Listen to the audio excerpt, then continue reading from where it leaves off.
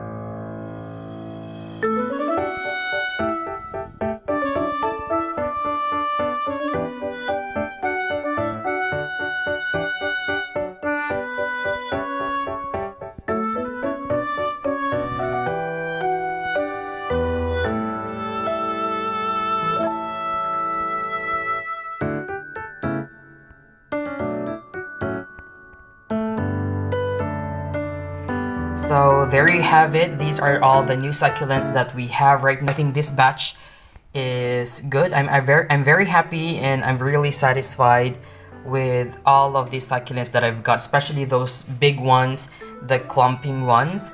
And some of them are actually better than what I expected. So what I'm gonna be doing right now is just to simply leave them here.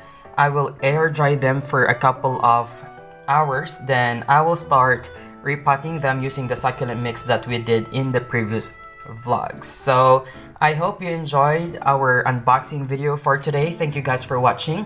Don't forget to like and subscribe to our YouTube channel. You may also visit our Facebook page at Desert Succulent PH.